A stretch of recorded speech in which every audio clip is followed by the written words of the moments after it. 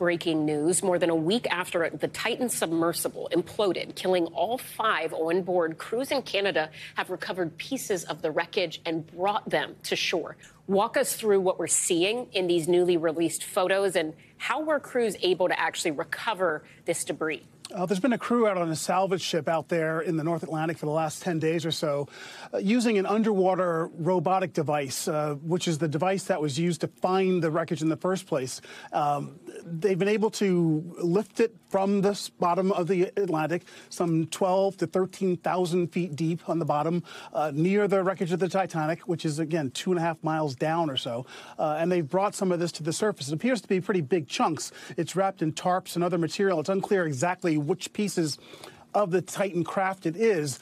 Some of it appears to be part of the nose cone or the back cone. And again, they're fairly significant sized chunks, which is a bit surprising because, remember, there was what was described as a catastrophic implosion about an hour and 45 minutes into its voyage, its journey down into the depths of the Atlantic last week, killing 5 people aboard. But it's somewhat remarkable. They've been able to pull this wreckage up. The operation out there is over, we understand, and now this will all be turned over to investigators who are trying to determine what caused this to happen.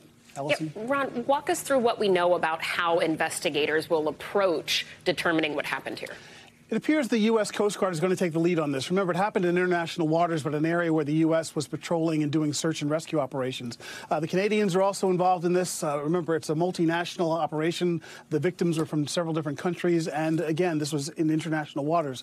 The focus is on the craft itself. Remember, there were warnings and there were concerns raised about its construction, about the material, that it's made out of carbon fiber. The pilot of the ship, the CEO of the company, Stockton Rush, had been warned and criticized by people in the maritime industry who suggested that this was not the way to do this kind of voyage, even though he had done this about 12 times. This was the 13th journey down to the Titanic. But a lot of focus on the design, the materials, and whether, in fact, this should have even happened. Again, the U.S. Coast Guard taking the lead, looking even also at whether there should be any criminal actions taken as a result of all this.